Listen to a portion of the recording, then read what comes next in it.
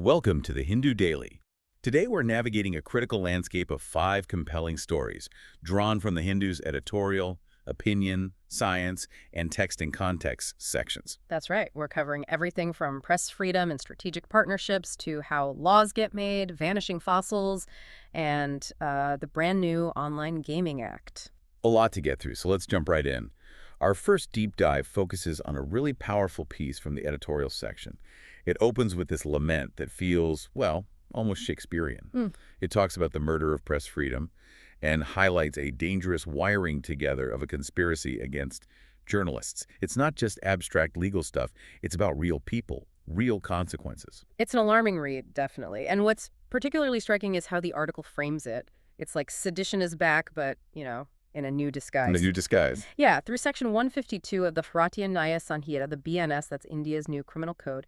Now, it's supposed to protect India's sovereignty, unity, and integrity, but the argument here is that it's being weaponized. Against journalists specifically. Exactly. People like Karan Thaipar and Siddharth Radarajan are mentioned. And take the FIR, the First Information Report lodged in Guwahati, Assam, back on May 9, 2025. Okay. The article really digs into how this FIR, well, it strains really hard to build a national security case out of almost nothing. Strains hard. Yeah, and get this. It apparently took the crime branch 3 whole months just to properly understand the complaint before they even summoned anyone. 3 months. Wow. That says a lot, doesn't it? It certainly makes you wonder about the initial complaint's strength, Absolutely. Yeah. So, okay, what are the immediate sort of tangible consequences when these summons happen? Not just for the journalists, but, well, for all of us who care about a free press. This is where the impact gets profound, really. The article talks about a freezing effect on critical speech. Freezing, not just the usual chilling effect. Exactly. They argue it's actually more severe than the chilling effect of the old sedition law. Because think about the burden journalists get summoned to places miles away, like Guwahati. Right. That means travel costs, hotel costs, lawyer fees, and there's no guarantee it's a one-off trip. You could face repeated summons. It basically becomes a form of harassment through process. The process is the punishment, essentially. Precisely. The article even draws this stark parallel to people in Mumbai who spent 18 years in jail, completely innocent in the end. I mean, imagine that. Yeah. It kind of provocatively suggests, look, if police need to question someone, maybe they should travel or at least use video conferencing. Which seems reasonable, doesn't it? Especially now. You'd think so. The LG of Delhi have actually ordered police cross-examination via video calls in criminal trials, so why not for initial questioning? It really highlights the point the article makes about the Assam police's attitude, basically aiming to harass and punish for a non-existent offense. Yeah, the article hits that hard. And it's not just an isolated thing. It mentions another summons to Abhyar Sharma under the same Section 152 BNS. For what, in his case? For portraying the state as corrupt, communal, and illegitimate. Well, that's a pretty broad net, isn't it?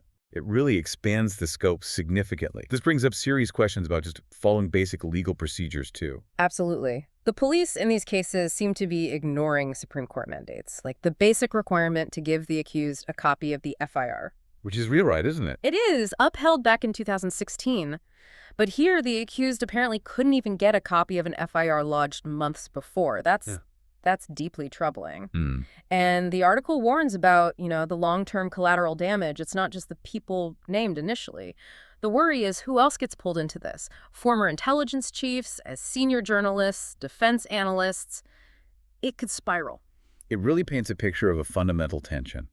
Yeah. What's the key takeaway here for the future of free speech in India? I think the core insight isn't just about one specific law. It's about what happens when accountability breaks down, when legal checks get ignored. It sends a chill far beyond just the journalists involved.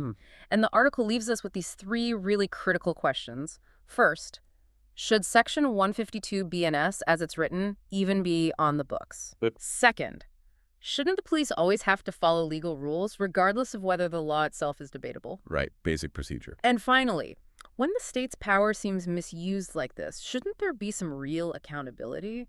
These questions, they really cut to the heart of press freedom and due process. Okay, from that crucial issue at home, let's broaden our view to India's global positioning.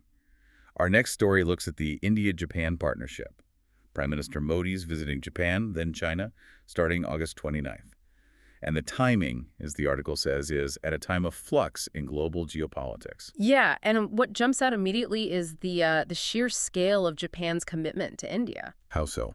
The article details Japan's plan to invest a massive 10 trillion, that's what, about $68 billion in India over the next decade. $68 billion. It's huge. One of Tokyo's biggest commitments to New Delhi, apparently. And it's going into key areas: infrastructure, manufacturing, clean energy, technology. So real foundational stuff. Exactly. And a great example is Japan investing in the next-gen E10 series, Shinkansen the bullet train, for the Mumbai-Ahmedabad high-speed rail project. That's not just money, it's sharing top-tier technology, a real sign of trust. Okay, so that's a massive economic partnership. How does that translate into deeper strategic alignment between the two? Well, the economic and strategic sides are definitely connected. On the strategic front, they're set to revise their 2008 Joint Declaration on Security Cooperation, basically obfuscating their defense partnership for today's world. Makes sense. And there's also this proposed economic security initiative. That's pretty significant. It covers semiconductors, critical minerals, pharmaceuticals, clean energy. Key supply chains, basically. Right. It's about anchoring Japan in India's push for diverse supply chains. Plus, they're upgrading their digital partnership Think AI startup ecosystems. It really puts the India-Japan relationship at the forefront of tech and security collaboration in Asia.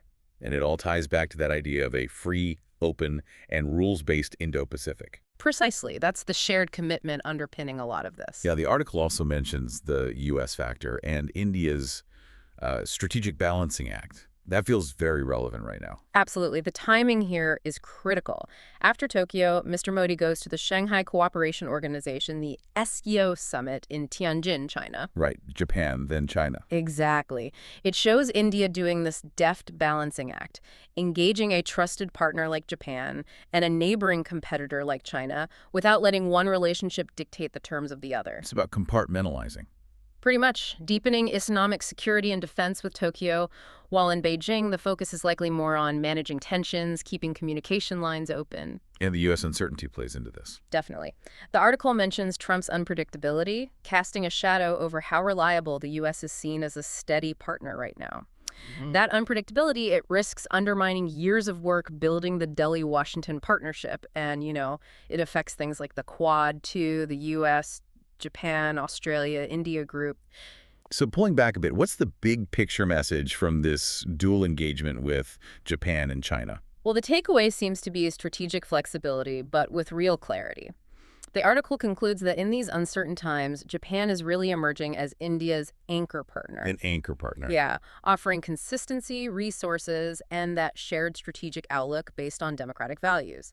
That's contrasted with, Washington's perceived wavering and Beijing still being a competitor, even with some normalization efforts. So flexibility without losing sight of the goal. Exactly. It's about India showing it can deepen ties with like-minded powers while still navigating a really complex global stage.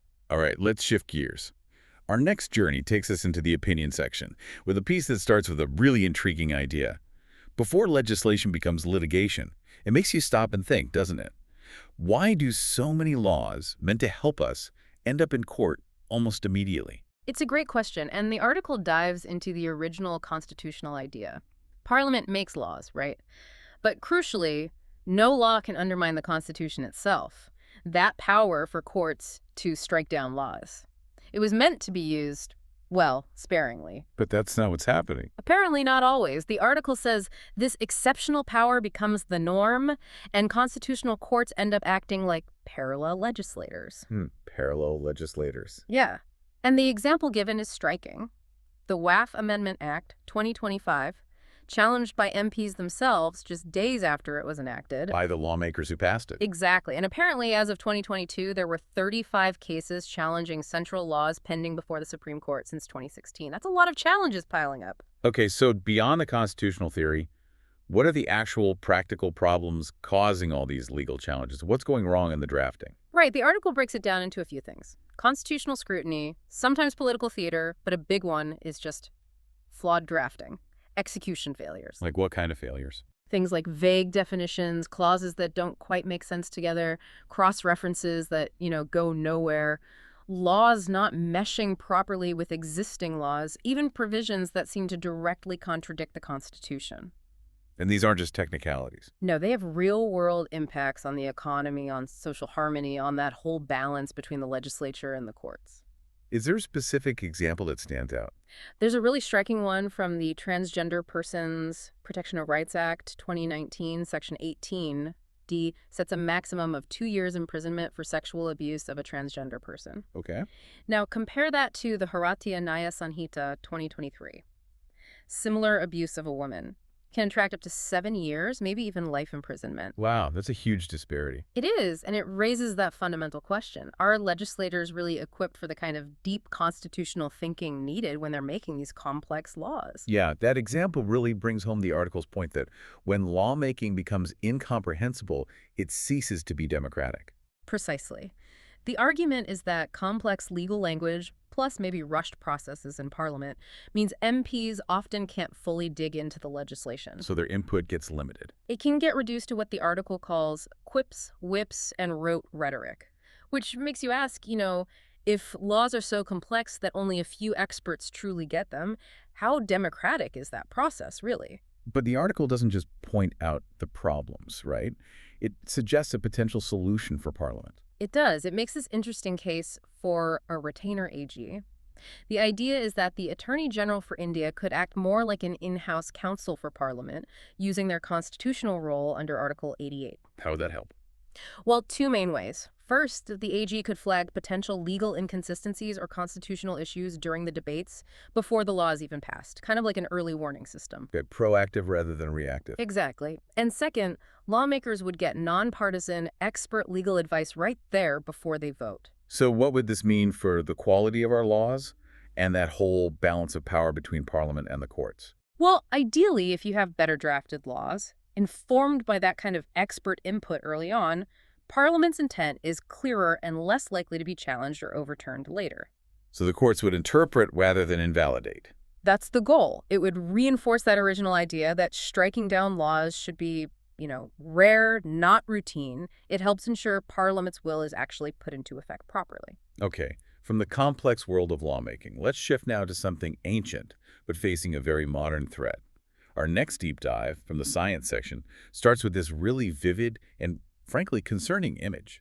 Fossils once bound for labs are now advertised in storefronts and auction houses. Yeah, it sets a worrying scene, and it highlights the incredible discovery of Vasuki indicus. The giant snake fossil, right? The very one, 47 million years old, maybe 15 meters long, found in Kutch, Gujarat. An amazing find. But as the article points out, what's unsettling is the uncertainty about its future. Uncertainty how? Well, India currently doesn't have a national repository or even like a secure catalog locker system specifically for fossils. Many other countries do.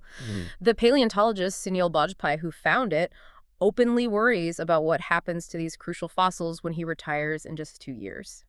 Will they be safe, preserved properly, or could they just disappear? It's startling to think something so significant could be vulnerable. This isn't just an Indian issue, is it? This commercialization? No, absolutely not. It's global.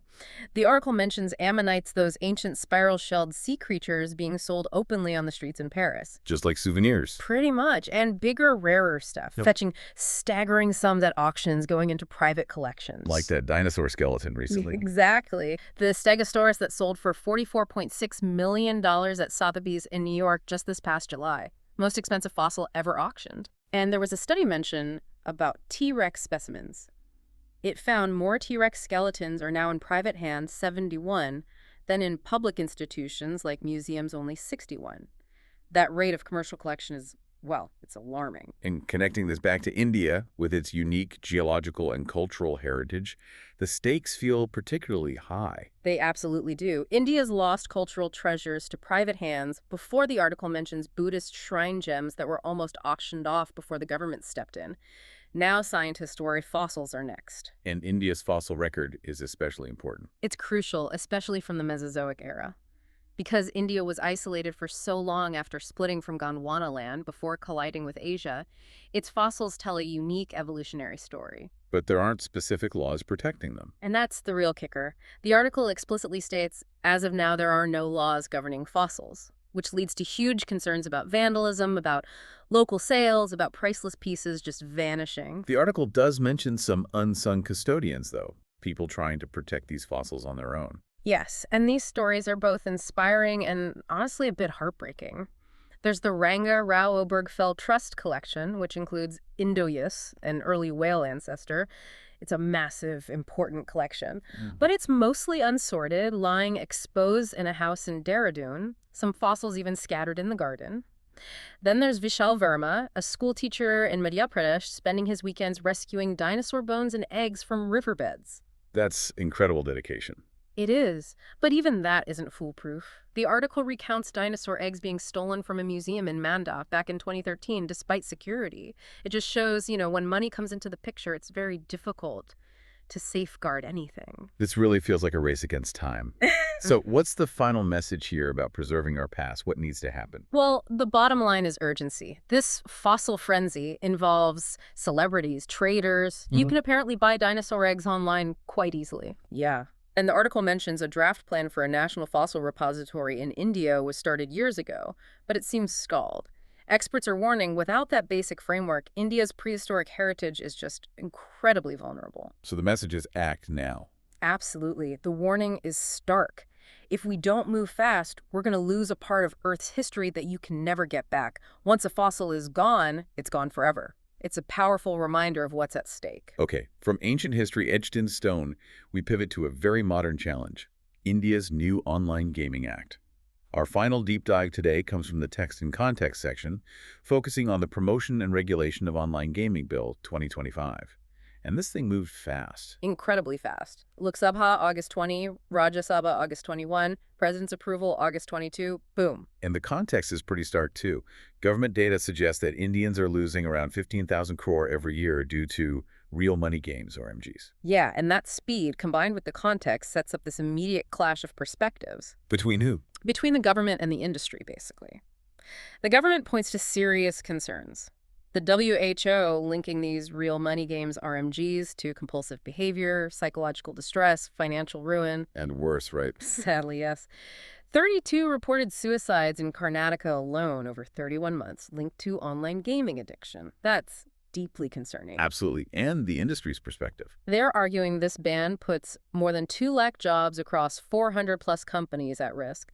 So it's a major economic hit versus serious social welfare concerns, a huge disconnect. Okay, so how does the new act actually define these games? What's in, what's out, what's banned? Right. It sets up 3 categories. First, esports.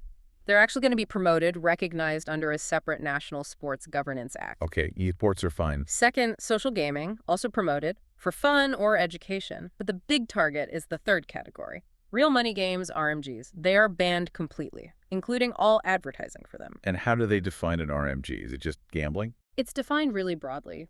Basically, any online game played for a fee or where you expect to win money or stakes. And this is key, regardless of whether it is based on skill, chance, or both. Ah, so that includes games like poker, rummy, fantasy cricket. Exactly. Even Ludo, if played for money. All those games, many endorsed by big celebrities, Ranbir Kapoor, Amir Khan, MS Dhoni are mentioned, fall under this ban now. That's a massive shift, especially including skill-based games.